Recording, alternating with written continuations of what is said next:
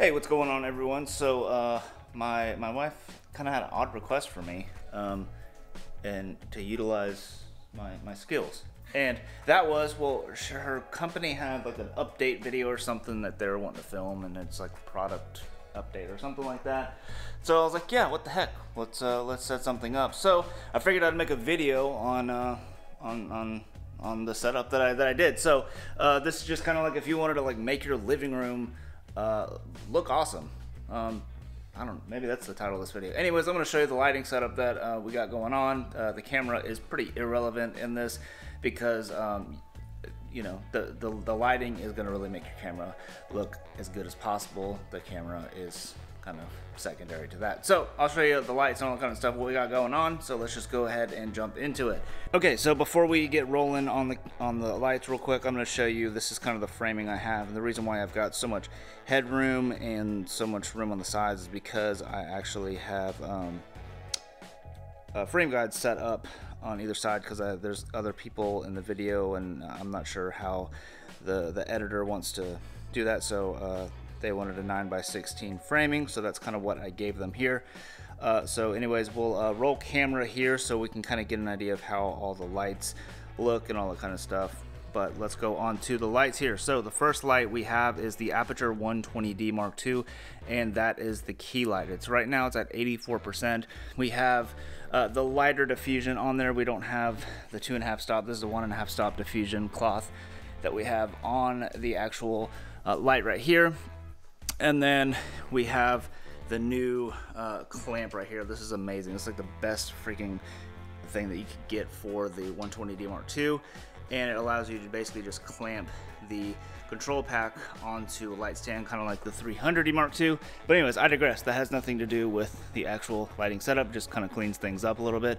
But yeah, 120D Mark II into the light dome Mark II. And then right here, I've got like a DIY scrim gem frame that I made, and then a half stop grid cloth here. And what that did, it just kind of made a bigger light source to kind of give a really soft light. And you can see just on this side of her face, it's nice and soft, and it wraps all the way around her face and kind of gives a nice little Rembrandt kind of triangle right here a little bit, but still a nice little fall off. And the idea with this video is it's actually me talking straight into the camera, kind of like a webcam conversation, and I figured let's record it on a really nice camera, make it look good instead of an actual webcam. So that's that. Just got light here, all that kind of stuff, and then we're running NTG5 for audio. So that's the key light. And then for kind of a hair light, what we've got going on is I've got another light up here in the Aperture Light Dome Mini Mark II on a C-stand with a couple sandbags. And what that's doing is it's just giving her a nice little edge right here, little hair light here, and it also fills in just a little bit on this side of her face. So if we just go ahead and turn both of these lights off right here, and you can see what's going on. So pretty much nothing is visible right now in camera. But if we turn on the rim light first, the hair light, you can see what that does just on the side of her shoulder right here. You can see it's just giving a little bit of an edge right there. And then if we turn the key light on, you can see that obviously gives her all the shape and everything right there. And that's pretty much all we've got going on. And the idea here is initially there is going to be a wide frame. You'll be able to see the framing of the entire shot.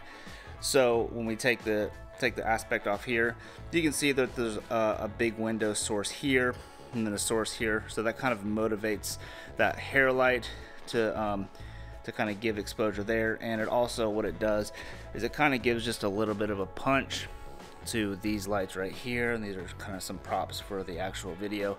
So it just gives a little bit of a punch to the items that are on that little desk, and just a little bit of exposure in the back on that little couch back there and all that kind of stuff, because I didn't want it to feel super moody, and I wanted to feel a little bit more commercial feeling instead of more dramatic looking. So you can see that's why I have this bigger source of light here. I didn't have the 40-degree grid on front of the light dome or anything like that.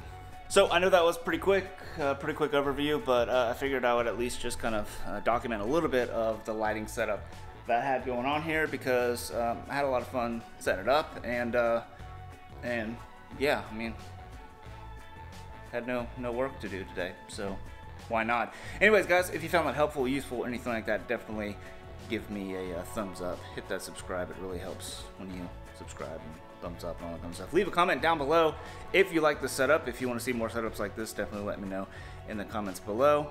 And you know, I hope you learned something from this, and you can make your living room look more exciting. So anyways, guys, thank you so much for watching, and I hope to see you in the next video. Peace.